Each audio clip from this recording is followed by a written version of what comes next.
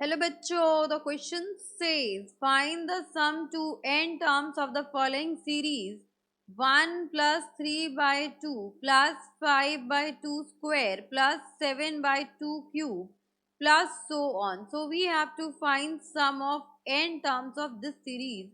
So for this question, we are using key concept, that is nth term of an AP is given by an is equals to a plus n minus 1d. This is for AP, where a is first term, n is number of terms, and d is common difference. And nth term of GP is given by a into r raised to the power n minus 1, where r is the common ratio, a is first term. And sum of n terms of GP is given by a 1 minus r raised to the power n upon 1 minus r, where r is not equals to 1 and r is less than 1. तो यहाँ पर ये तीनों formula हम use करेंगे इस question में. So let's proceed. यहाँ पर हमें सीरीज गिवन है 1+3/2 +5/2 square +7/2 cube and so on. तो ये आपका एपी और जीपी दोनों है. तो यहाँ पर एपी में जो टर्म्स है वो है आपके 1, 3, 5, 7 and so on. So nth term of AP will be first term plus n minus 1d which is 2. इनका डिफरेंस आपका 2 है, तो कॉमन डिफरेंस 2 हो गया. तो this will be equals to 1 plus 2n minus 2 which is equals to 2n minus 1. So nth term of an AP is 2n minus 1. अब numerator को आ गया कि न्यूमिरेटर की जनरल टर्म आपकी 2n minus 1 होगी.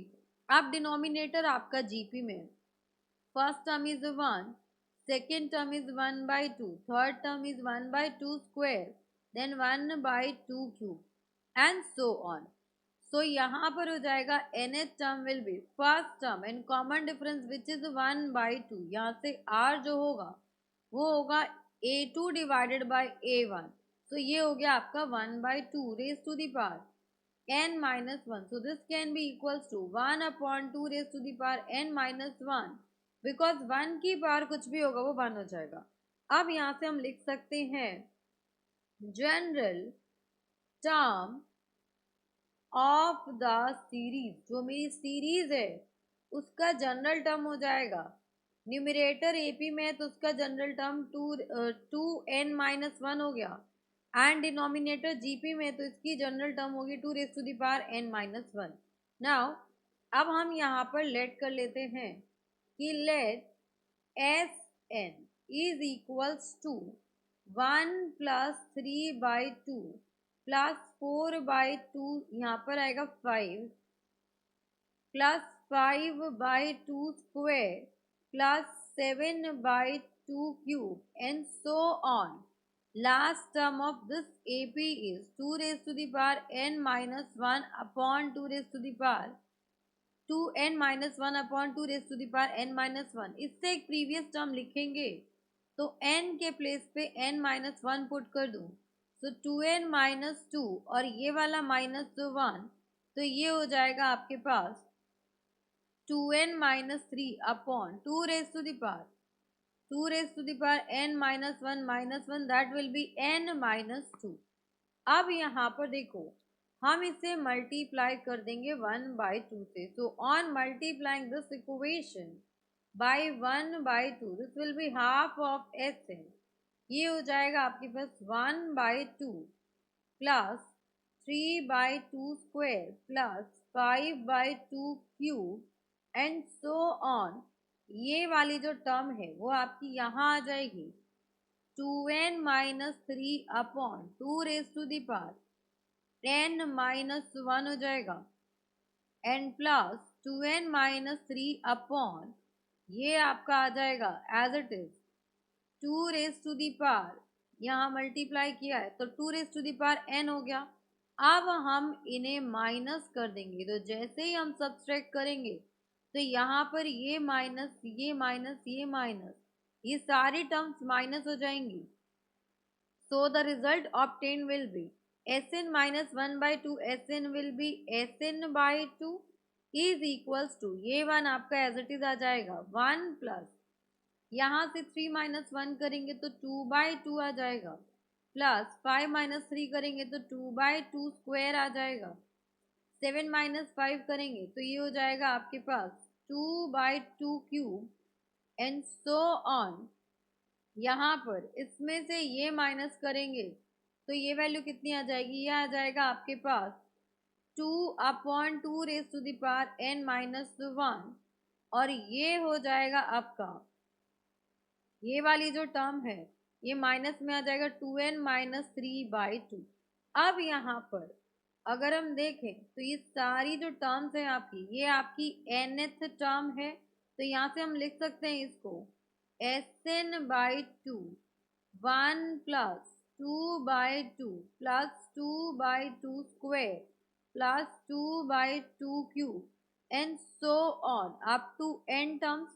अब यहाँ पर क्या करेंगे, हम इस n को इस 1 को बाहर ले लेते हैं, ये आ जाएगा आपके पास 2n माइनस 3/2।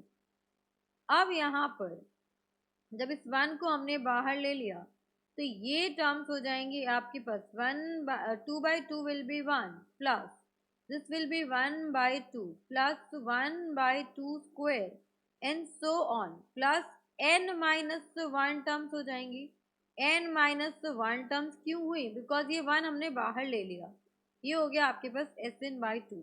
अब अगर हम नोटिस करें तो ये हमारा GP बन रहा है तो यहाँ से आ जाएगा आपके पास Sn/2 is equals to 1 plus sum of n terms of GP is first term which is 1 and 1 minus r is r1/2 raised to the power n minus 1 because यहाँ पे हम कितने टर्म्स का सम फाइंड आउट कर रहे हैं, सो n minus 1 terms का sum find out करेंगे अपॉन 1 माइनस 1/2 माइनस ये वैल्यू है आपकी 2n माइनस 3 अपॉन ये हो जाएगा आपके पास 2 raise to the power n, यहाँ से ये आपका 2 raise to the power n ही रहेगा, यहाँ पर भी n आएगा यहाँ भी और यहाँ भी, सो ये भी हो गया आपका 2 raise to the power n।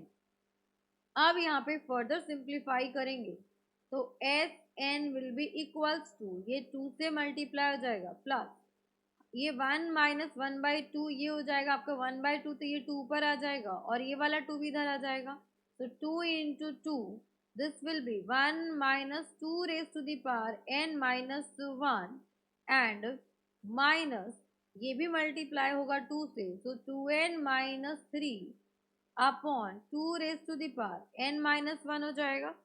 अब इसको देखिए कैसे लिख सकते हैं हम, इसको हम लिख सकते हैं 2 प्लस दिस विल बी 4 इससे मल्टीप्लाई होके 4 आ गया एन माइनस ये हो जाएगा 4 2 raise to the power n minus 1 N minus ये हो गया 2n minus 3 upon 2 raise to the power n minus 1, यहाँ पर ये 2 इससे मल्टीप्लाई हो गया एन यहाँ पर ये 2 यहाँ पर आ गया।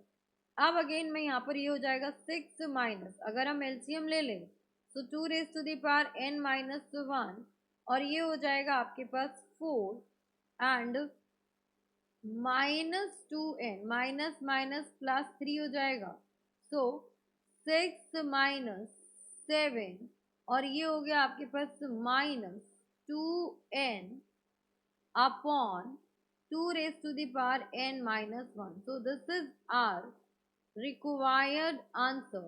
So hope you understood it very well. Thank you so much. Best of luck.